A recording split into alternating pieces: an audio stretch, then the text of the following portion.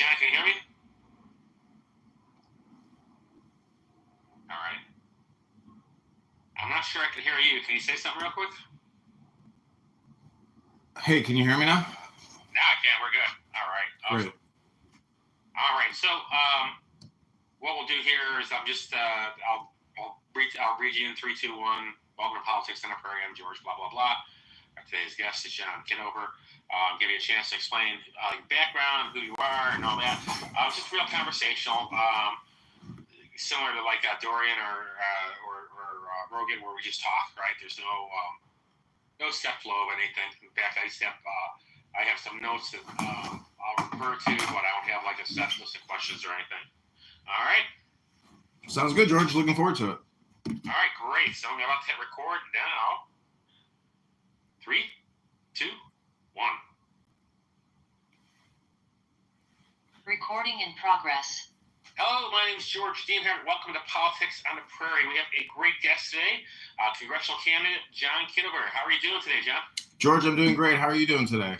I'm doing real good, too. I see you got the whole campaign headquarters going there. I do. I've got a lot of phones set up. I've got a lot of YouTubes going, Instagrams, X accounts, Clubhouse.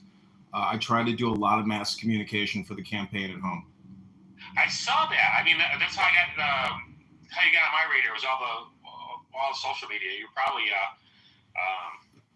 way better connected in that aspect than your opponent, LaHood. Why don't you tell us a little bit about yourself? Sure. I live in Chicago, 42 years old, and I'm a graduate of the Citadel in Charleston, South Carolina, which is a military college. I was commissioned as a second lieutenant in the U.S. Army National Guard, served from 2002 to 2006. And then I've worked in digital marketing, media buying, advertising technology for about the past 20 years, 15 years. And I've worked in the government at the Treasury Department and the Department of Commerce, working in real estate operations, leasing, project management. And I launched this campaign to run for Congress a couple months ago. We've raised about $600, mostly through social audio, through an app called Clubhouse, which is similar to X Spaces. It's basically a Zoom conference call, essentially. Right. It's all audio. I'm trying to defeat Darren LaHood, who I view as being a negative Republican who's created $20 trillion in debt in 10 years. So I'm fighting. Yeah, go ahead. No, go ahead.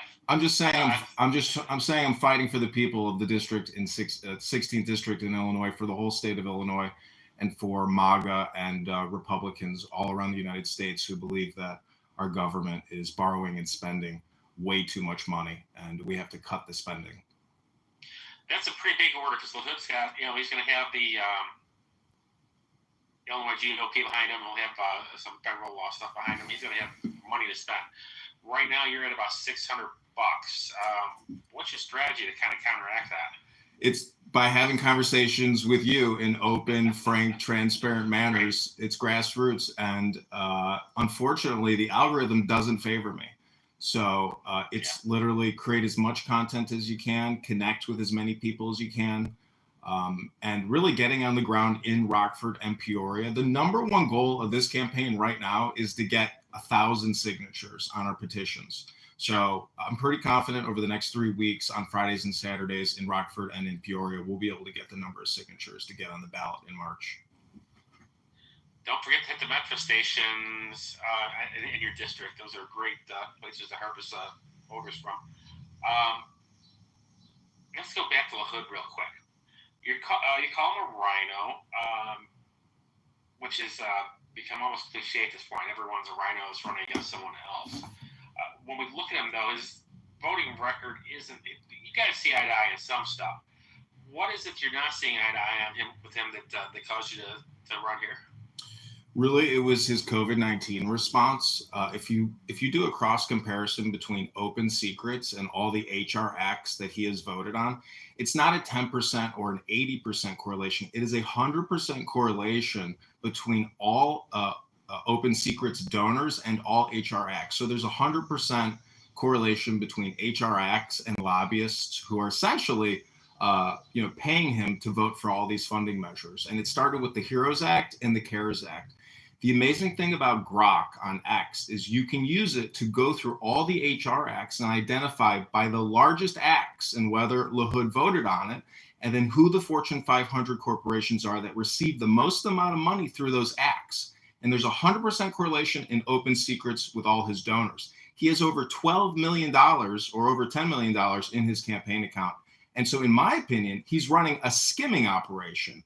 And this is what a lot of Congress people are doing. They have 10 to 20 to 30 million in their checking account, all given by lobbyists. So that is primarily the reason why I want to wake people up in the 16th district. Say, hey, he has created $20 trillion in debt plus $5 trillion a year over 10 years. He's responsible for spending $70 trillion. What have the people in Illinois District 16 really gotten from LaHood for all those trillions of dollars? I mean, he likes to say it's all about jobs at Caterpillar, et cetera. So in my opinion, he's wasting the money. We have to stop borrowing and spending, and that's why I'm running against Aaron LaHood in the 16th district. Well, and deference to your campaign too, some of those jobs he talks about didn't really appear. You look at what happened with Stellantis, they only got one up with a fraction of those jobs coming back. So it might be good to have someone holding his feet. It goes to show you that it is very difficult to create a successful business. I've launched many different businesses, and you can borrow from the taxpayers and create these businesses that go out of business, like Fisker and the electric buses that Pritzker gave us. So it's super hard to create a business. And when a government creates a business by borrowing and taxing, that's not the bedrock or the cornerstone for building a good business. They're set up to fail, and it puts all the debt on future taxpayers. So it's an unfair bargain. What else? What did you do in the Army? You're in the Army National Guard. What did you do there? I know you're an officer, so it's not it's a little different. I'm not looking for. Sure. So I can tell you, I went to the Citadel, which is a prestigious military school in Charleston, South Carolina. And while I was there, 9/11 happened. So I joined the Army National Guard as in what they call the simultaneous membership program. So I started out as a PFC, then a specialist, then a sergeant in the infantry. And so I went to Fort Benning, Georgia, practiced war fighting for 4 months in the forests of Georgia. Graduated college, got commissioned in intelligence, and I worked in translations, interrogations. But, the Army is Army work. That's digging trenches, fighting, and being in cities. I didn't deploy to Afghanistan or Iraq. I was all around the United States. And then I started working in digital communications. So I think from like a forensic accounting standpoint, let alone just AI and the queries that I have put into Grok. If you go to my X account, it's John Kitover, Illinois, that's IL. And I will retweet some of my best Grok queries trying to untangle congressional borrowing and spending, borrowing from the Federal Reserve, really looking at our ledger books, our balance statements, and saying, you know what, guys like Darren LaHood are kicking the can down the road over and over, 10 years now. So this is, my background, but I'm really trying to stop the borrowing and the spending. I think it has to become a mantra with Republicans. I'm standing with Thomas Massie, Ron Paul. I supported the Ron Paul campaign from California. I have a good picture with him. And I just believe that we are digging a hole. We have to stop digging this hole of debt and borrowing and spending from the Federal Reserve. We have to cut Medicare, Medicaid. We have to cut the NDAA. And I think we can preserve Social Security, but cutting the military industrial complex and big pharma are the number 2 priorities of my campaign. So that means Lockheed Martin, Northrop Grumman, Boeing, Pfizer, Moderna, J&J, AstraZeneca, the hundreds of billions of dollars in tax credits that they got from the big, beautiful bill, $500 billion a year from taxpayers in tax credits. That is the primary focus of my campaign.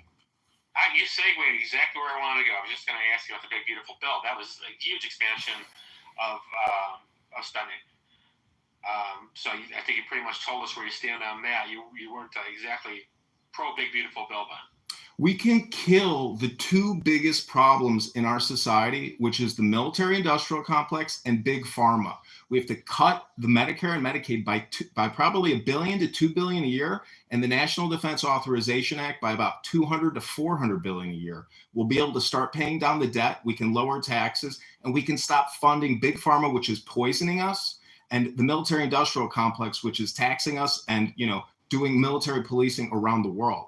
And Darren LaHood has kicked the can and funded this for 10 years. He's been a congressman in the 16th district, and I think the connecting district before redistricting.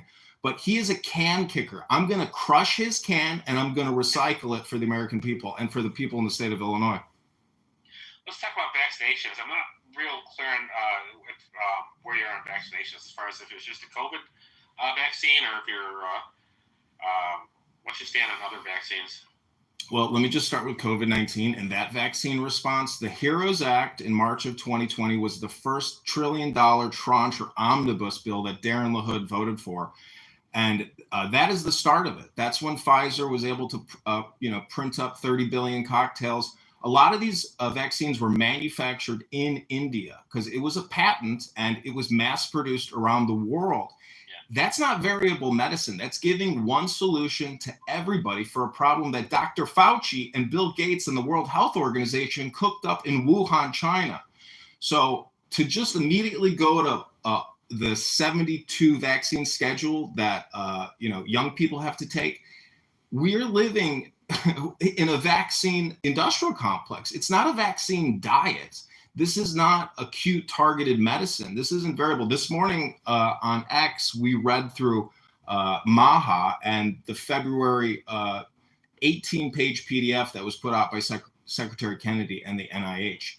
And I think right now, Big Pharma and Kennedy are still colliding, and the gold standard in scientific research has yet to really been proven. I think we're still very much living in a big pharma, big medical industrial complex, which demands the money. And so again, cutting Medicare and Medicaid will choke big pharma, and I think it'll improve our health outcomes. I'm not a fan of all these vaccinations. It's out of control. Why does a 3-year-old need 72 injections? I mean, can you explain that, George? It's insane what we're living with. Well, I am a nurse, so I can't kind of explain it. These are all diseases we're trying to keep that 3-year-old from having. My grandkids are getting vaccinated now. My children got vaccinated. We get no health problems from those vaccines. I can see why people were upset about on the COVID vaccine, because it was, again, I said I was a nurse. One thing we were taught is always the patient's choice whether they take a medicine or they don't. They kind of had COVID jammed down their throat, so I get the anger there. But I never really quite, and I go back as a conservative a long way. I'm almost 60 now. I never ran for Congress. I was a state councilman though in Georgia. So I've been involved with Republican politics for a long time. I don't think anyone would say anything other than a conservative. But the things like eliminating smallpox have gone a long way. We couldn't do that without those vaccines. The chicken pox, people live through that. I mean, my grandkids are getting, I believe my kids are getting the chicken pox one. I don't think it's hurting anyone. It's keeping them from scarring and later, protecting from shingles a little bit later. Well, I would just say that I've seen documentation from the George Bush administration that suggests that Operation Warp Speed was long in the making. I think this is a pandemic, scamdemic, plandemic. I don't trust it. The lockdowns, the baby diaper masks, people are very angry still. And when you bring up COVID-19 vaccines and the lockdown, Darren LaHood told his constituents via X, if you don't take this injection, this pandemic will never end. You have to get vaccinated. Otherwise, you'll never be able to go back to work. That's the type of messaging he put out on his X account. You can search it. Just go to Darren LaHood's X account, type in vaccine, and see what he told everybody. He was doing propaganda messaging, pushing out big pharma talking points. That's not leadership. That's doing what your lobbyists, multi-million-dollar contributors tell you to do. And he's telling everybody on his X account, his Facebook account with 27,000 followers. So, in my opinion, he's pushing propaganda, and he voted for it. And he took out trillions of loans on your behalf to fund this. We're $37 trillion in debt, and we have $100 trillion in unfunded debt liabilities. That's a total of $137 trillion. So everybody in this country owes over $100,000 right now to the federal government and the balance sheet. And Darren LaHood doesn't talk about it. All he talks about is how the big, beautiful bill is so beautiful. It's not beautiful. It's taxation by loading it on the back end. So in my opinion, he is not leading the people in his district, and he's a failure as a congressional representative in the 16th district. And in Illinois, he's just a can kicker. And I just want to reiterate, everyone has to chant the mantra: stop borrowing, stop spending.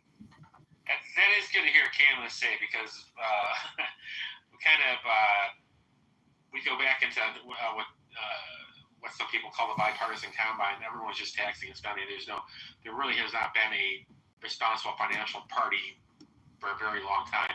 And it's good to hear people coming up through the ranks and running for office saying, yeah, we got to stop this, because it's not sustainable. You're absolutely right on that. I'm curious, too.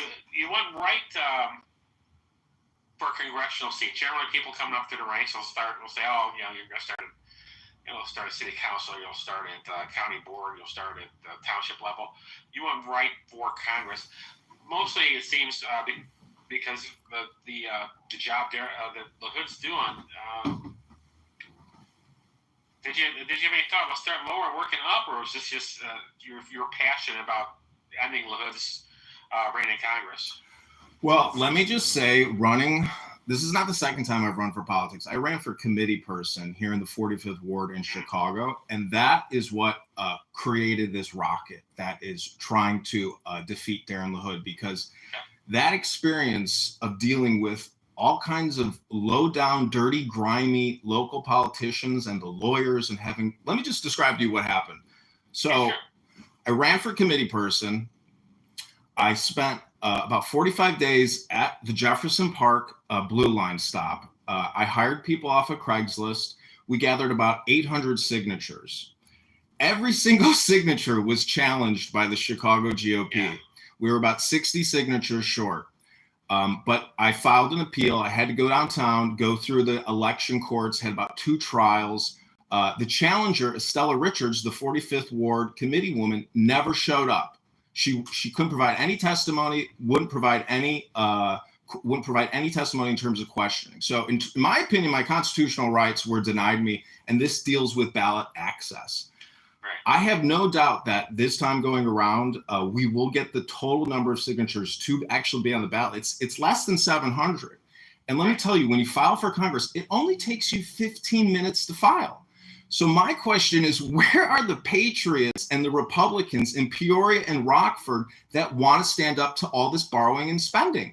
Where are the libertarians even that are not stepping up to the plate? A lot of people aren't getting anything for their vote, but they're still going to vote for Darren LaHood. So, I mean, this is why I decided to run for Congress, because the issue is that important, that this is not just whether or not I win or get on the ballot. This is about creating communication to as many people as possible to recite the mantra: stop borrowing, stop spending. Every single year, we're borrowing $2 trillion and only taking in $5 trillion. So this is, why I'm running and why we have to defeat Darren LaHood in Illinois 16. Well, it's just the old Illinois GOP mantra. It's not your turn yet, right? This is why no one's running, because they go up to their county their county GOP, and they're told it's not your turn. Or in your case, I'm sure you have been told, start smaller. Start at the township level. Start this. Of course, the Chicago GOP is so completely dysfunctional. Maybe they didn't tell you that, but this is the same thing I hear over and over again as I talk to candidates. They're being told it's not your turn. Listen, it's everybody's turn. There should be 100 people lining up when there's no filing fee and it takes you 15 minutes. And now there's another Republican candidate running, and I think there's 4 Democrats running against Darren LaHood. So people are waking up and standing up. Darren LaHood really flies under the radar, but he has a very powerful position in Congress. So in my opinion, the more people standing up to Darren LaHood, either we force him to start obeying our Constitution and give us a fair and balanced budget, or he's just going to keep plunging us into debt and creating future tax liabilities for your children. The guy is, in my opinion, dishonest, and I think we have to, crush his can that he keeps kicking. Let's switch up for a little bit. Let's talk about the district you're running for. Your district runs, you're in Chicago, it's in Peoria, it's in Rockford. Let's talk gerrymandering. Where's our solution here? Right now the Republicans, we have we're roughly half the state's electorate. We only have 3 congressional seats. One's you're running for. Is there hope here? What's the answer here? As long as you're that outnumbered, how do we fix this? Well, let me tell you, before working at the Treasury Department doing facilities management, I worked at the Census Bureau downtown Chicago.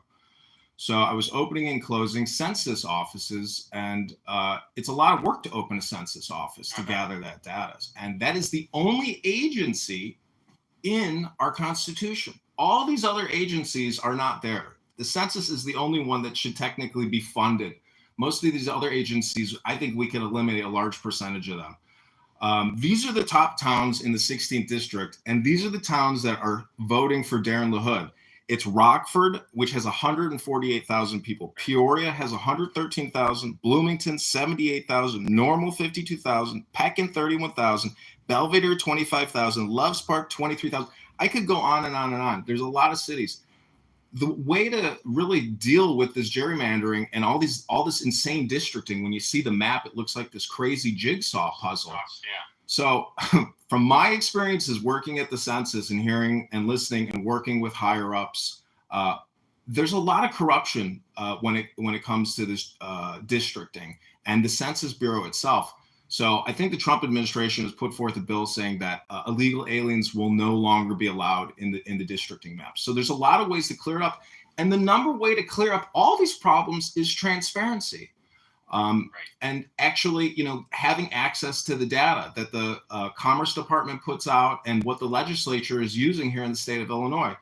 But running for Congress, I'm looking at bigger issues than just districting here. I'm looking at the national debt, which could sink this ship that we are all on. Illinois is in a fiscal crisis. Chicago's in a fiscal crisis. Illinois has $200 billion in debt and $60 billion in unfunded pension liabilities. My father is a retired Chicago police officer.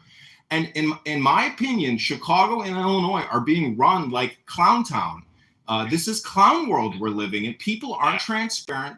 All they want to do is racial identity politics, and we're not being fiscally conservative. We are, this is my biggest gripe that Elon Musk helped expose, which is through Doge.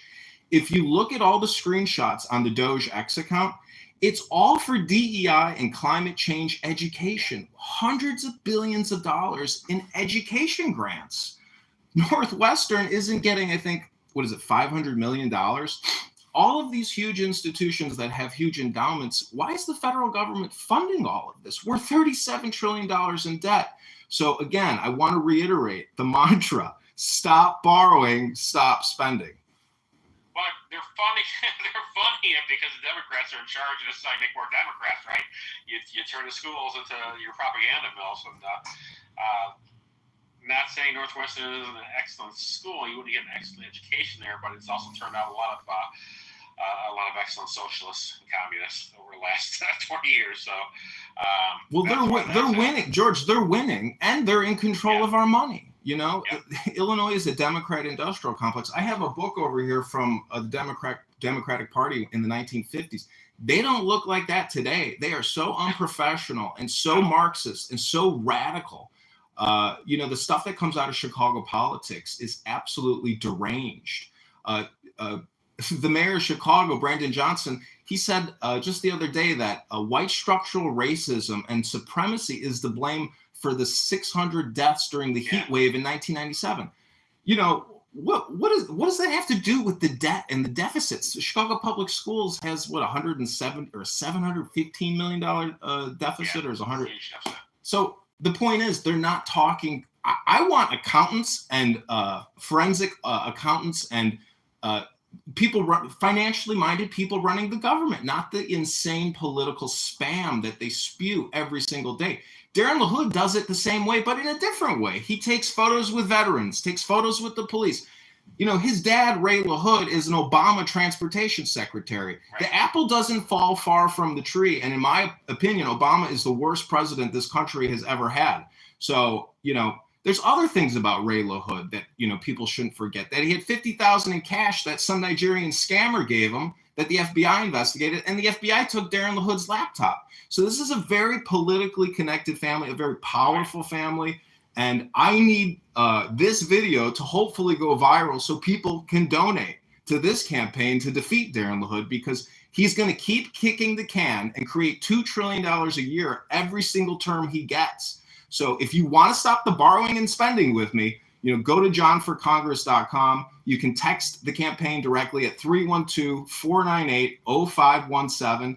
And on johnforcongress.com, click on the blog section. You can see our antidote link to make a donation. I'll update the site after this interview because hopefully I'll push it out and we'll get a lot of views and raise more money, because I live in Chicago in the Northwest side. I'm going to drive up to Rockford. I'm going to drive to Peoria. I'm going to drive to Bloomington and Normal, Illinois, and I hope to meet people in the streets or at the bars or at the train stops who have watched this video and want to sign on the petition to defeat Darren LaHood.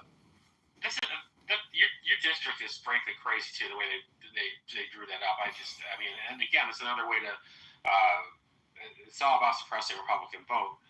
And so you wonder why people aren't lining up to run for it.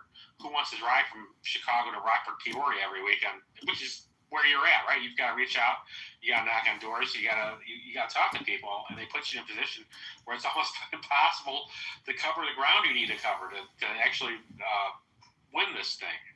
It's not that many signatures, so I'm not stressed out about it. To become a committee person in the Chicago GOP, it's the same number of signatures as it is to become a congressperson. So that's insane.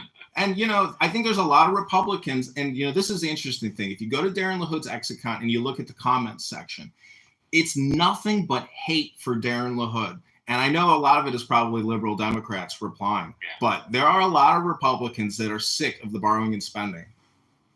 Well, that's a frustrated part of our demographic, I think. Like I said, this is something we talk about a lot, but don't act on it. When we do act on it, going back to the big, beautiful bill, there are good things or there are bad things. That we're taking on clearly is the bad thing. Let's talk about... let's go back and talk about something we're talking about too, and that's the identity-based politics and everything, and the amount of hatred there is out there now. What do you think the answer is there? How do we bring not just Republicans back into the fold that may have left because of things like the deficit, but also bring Democrats around and thinking where they're a loyal opposition again, as opposed to just crazy race-baiting lunatics that they're out for blood and hate the president. There's not a lot of logic to what we're doing. How do we fix this? Well, I hope you get a chuckle out of my response here. So I would just ask for a moment of silence and stillness and take the deepest breath of the day. Hold it for 10 seconds.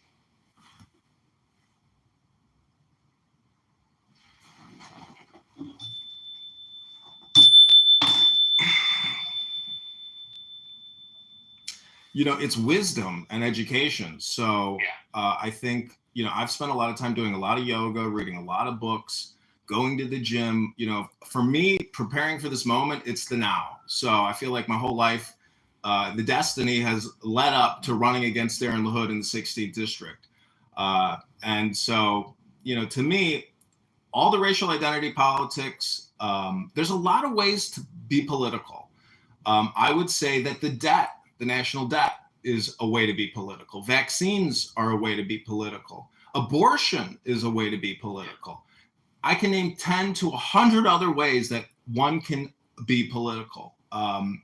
And so really, to me, it's wisdom education, reading scripture, reading sacred texts that point out eternal truths, universal truths amongst all of us. So when somebody does a racial identity political attack, or brings it up in the discourse, I just consider it spam and political. If I was to pull out my Bible flashcards here and read you a bunch of sacred scripture, you could say that's being political, but I would also add that it's education in terms of wisdom. So that is the only real true response I have to people who want to do racial identity politics. All right, so you touched on your big issues are the immunizations and the budget. What else would your term in Congress focus on outside of those two issues? Well, I thought I've kind of meditated on this. Like, if you were the leader of a tribe what would you want for the people in your tribe? Or if you're a congressperson or a president or the leader of a business, it's primarily, you do not see in Darren LaHood's X account, he never talks about his constituents' property taxes. He doesn't talk about their income taxes. He talks about, hey, I don't want you to be able to file for free with the IRS, so I'm going to get rid of that so H&R Block and Tax Pro can keep charging you another $200 to $300 a year to file. So, this is the issue is, lowering Illinois and District 16 property taxes, lowering their income taxes, and lowering their public debt and their private debt. Those would be 4 issues that I would want to look out for if I was the leader of the 16th district as a congressperson in terms of legislation. Again, I want to lower your property taxes, lower your income taxes, lower your public debt, which is the national debt at $37 trillion, as well as the state of Illinois, and also lower your private debt. Now, if that means lowered interest rates, that means asking Chairman Powell politely to lower the rate from 4 to 7% down to 1%. So it's all artificial. We're doing it to ourselves. We're stressing ourselves out. The system is stressed out, and therefore we are going to be more stressed out. But a lot of this is of our own making, and we are our own worst enemy. Again, Darren LaHood voted for the HEROES Act, the CARES Act. I could read them to you from my X right now. I wanted to come more prepared with a lot more Grok data. But if you go to John Kitover, Illinois, I will re-query and create more queries that I hope people who watch this video will go to John Kitover IL on X, follow me, and you can see a lot of these queries, which is really just forensic accounting and data analytics of the Treasury.gov app. So Thomas Massey has a lapel that says 37 trillion. That data from his Wi-Fi lapel comes from Treasury.gov, straight from the Treasury API. So if you go to usdebtclock.org, they use a different API, but nonetheless, you can get a better picture of the financial balance sheet of the United States of America. And so when Darren LaHood, through the Big Beautiful Bill Act, gives the Fortune 500 $500 billion a year in tax credits, that's all future tax liabilities for you. It's transferring it from the Fortune 500 to we the people. That's not why you're voting for Darren LaHood, is it? I hope it's not, because if you are, you're voting for your own demise. We're giving ourselves away. The Declaration of Independence says they are eating out our substance. And in my opinion, Darren LaHood is eating out the substance of America and the people in the 16th district. And Illinois politics is so corrupt and the people are so sleazy. It's taking a grassroots effort of a guy in Jefferson Park in the northwest side of Chicago to say no more borrowing and spending. You talked about cuts. There were 2 you mentioned that I was specifically interested in. Cuts to Medicare and Medicaid. That's not going to go well with the older people on Medicaid, the older voter. And you also talked about cuts on defense. You talked about $400 million in cuts in defense. $400 billion. $4 billion, yeah. Where do you see these cuts coming from? What are we cutting to come up with these numbers? So Medicare, Medicaid, the average amount per citizen spent is about $15,000 to $18,000. That money is going to health insurance and to large hospital providers and to administrative expenses like doctor salaries, nurses' salaries, etc. That's almost $20,000 a person. And if you have advanced, diseases and you're on 30 prescriptions, now you're talking about $60,000 a year or $160,000 a year. The point is, we have to take these 2 snakes that are drowning this nation in debt, big pharma and health insurance and the military-industrial complex. We have to start choking these 2 snakes. Otherwise, the whole ship is going to sink into hyperinflation. By 2050, the United States government will be paying $4 trillion a year in interest on the national debt. And we're only taking in $5 trillion a year because of these 2 snakes. You could look at it like the rod of Caduceus. You're a nurse, you've seen that symbol. These are the 2 snakes choking our livelihood in this country. Everybody is on the hook for this money, but we keep kicking the can down the road. So we have to stop borrowing and stop spending. But where are these cuts coming from? It's going all over the world. You're a veteran too. I'd hate to. My son's in the Marine Corps. I served in the Marine Corps. I'd hate to see cuts that are going to endanger the people out there protecting us.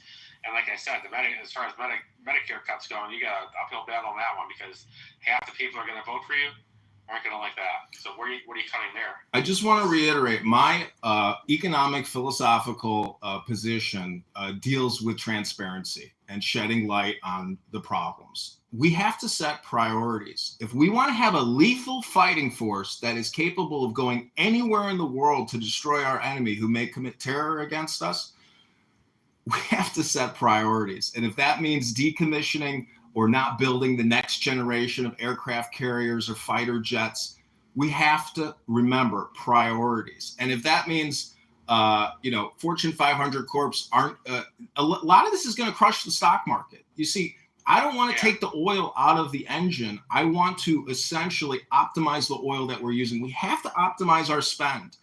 This is like a game. This is essentially game theory. And unfortunately, we are at 40% of our economy is all based on borrowed money, borrowing and spending. That's not an authentic, transparent economy. So the sooner we actually get real and stop being children and say, hey, okay, a lot of this net profit is just because Congress is borrowing and spending through HR acts and the Federal Reserve. Chairman Powell said, we don't ask Congress for monetary advice and we don't give fiscal advice. Whatever Congress does is a given and we put it in our models. What kind of leadership response is that from the head of the Federal Reserve? Let's set some priorities and say, you know what? We have to optimize and be effective in our deployment of our spending. It's the way a business runs. When I was at the Treasury Department, I asked the senior leader, I said, are we allocating spending to locations where we know we're going to get a better ROI? Why are we building all these new offices if this area of the country is not has no good GDP? We need to go where, if you're going to tax, go where the money's at. Nah, it doesn't matter. We just got to spend, and we got to, spend. That's how they act. There's no optimization of our game theory as an economy. It's unpatriotic, and we're already 37 trillion in debt. Back in 2001, when 9/11 kicked off, we had $2 trillion in debt. That's manageable. 37 trillion is a crisis. And Chairman Powell says it's totally unsustainable. And in fact, he did a Freudian slip and he said it's unsustainable at the moment. And we're approaching that level where if Congress doesn't wise up and people don't start following Thomas Massie, Rand Paul, a lot of other Republicans in the Liberty Caucus and a lot of libertarians are still very vocal about this, but you will not see Darren LaHood come on your podcast or ever put out any messaging about the national debt. He does not want you thinking about it. Let's close on Social Security. Also unsustainable. If I call it a pyramid scheme. Any efforts to privatize any of it have always failed. How do we fix that? Well, whatever we want to do, if you're in Congress, there's a chance this is going to start to collapse on you. So what are your thoughts on that? So some people might not like this response because maybe it's not fiscally conservative enough, but Social Security is the only, it's the second largest line item. I want to keep it 100% intact, but I want, as Doge did, eliminate all the fraud, waste, and abuse in it, especially international fraud. There's still probably a lot of international schemers and scammers ripping that system off. But again, if you look at the snake analogy of Medicare, Medicaid, the medical industrial complex, and the National Defense Authorization Act, and our military industrial complex, the middle pillar is really us. It is our Social Security. So let's actually just enhance the program. If we take away from big military and big pharma, we can increase payouts to Social Security recipients who at this point are 100% involved in a Ponzi scheme. We're $37 trillion in debt, and we're paying over $1 trillion a year in interest to service that debt. Essentially, we have a $37 trillion mortgage that costs us $1 trillion a year, and every year we keep adding $2 trillion to the $37 trillion. Right. So again, we have to start making cuts, and we have to start paying down the debt. But I say preserve Social Security, because that Ponzi scheme, you paid into it. Plus, you got to pay income taxes on the money you already paid in. So you're double taxed, triple taxed. You're taxed from every degree of reality. And that is not the way America was set up to be. We need to maximize liberty, maximize our freedom, and be fiscally conservative. We've gone through a 25-year war and then a big pandemic scamdemic. After periods of warfare, you practice austerity. So this isn't, a debt derangement syndrome rant. This is an American austerity syndrome that people need to start getting infected with, because if you're not part of the problem, you are literally plunging your children into forever debt. There's not going to be some debt jubilee. There's not going to be some meeting of the minds. This is a comprehensive financial system that doesn't forgive debt at the national levels. We owe this to China, Japan, the UK. We owe it to the Federal Reserve. So until people start repeating my mantra, stop borrowing, stop spending, and vote for John Kitover in the 16th district, do not let Darren LaHood kick this can down the road any further. Hold him accountable. Demand a town hall and let him know your feelings about the COVID-19 mass vaccination, about the national debt. Let him know how you really feel about how he's representing you, and if he actually has your best interest at heart, or he has him and his own family's best interest at heart. He's got over $10 million in his campaign checking account from Blue Cross Blue Shield, from Caterpillar, from Moderna, Pfizer, J&J, Comcast, Verizon, AT&T. Everybody has given to Darren LaHood. And the last thing I want to say is LaHood gave us the Broadband Act, which is a $65 billion giveaway to Comcast, AT&T, Verizon. I want to hear one person in the 16th district that has ever gotten high-speed internet that they didn't already have it before, and that Darren LaHood didn't just give you a pile of debt and taxes on the back end. I would say it's going to be hard for us to find that person. I think we were pretty okay on broadband in this area, at least by the time that happened.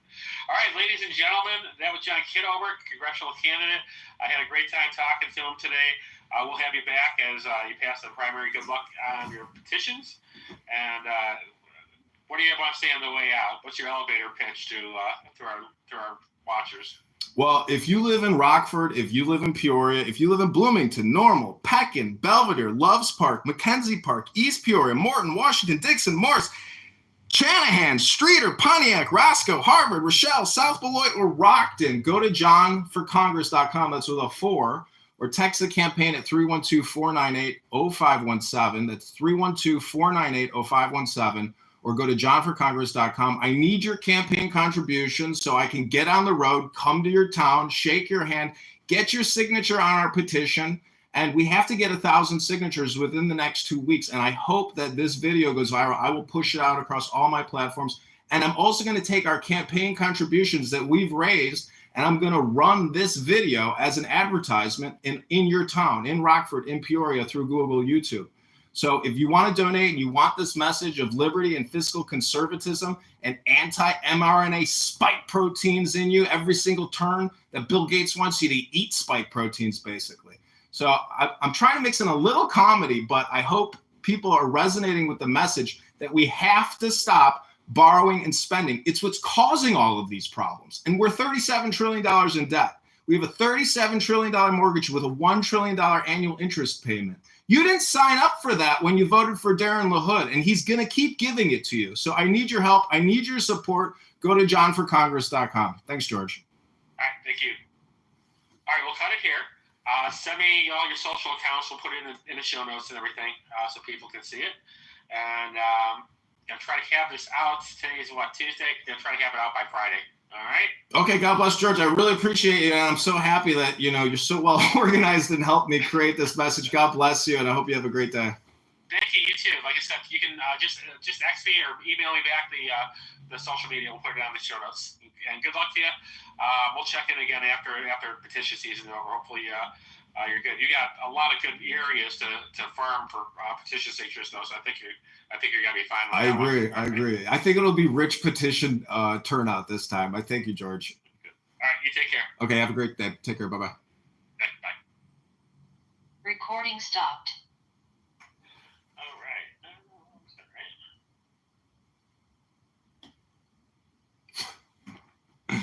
Well, that was pretty good.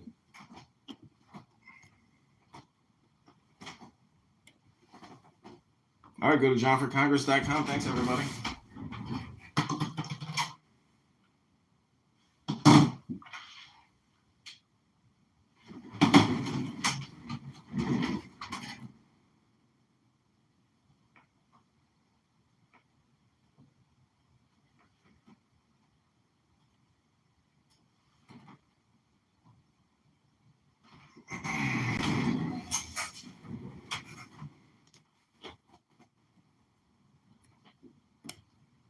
Go to johnforcongress.com.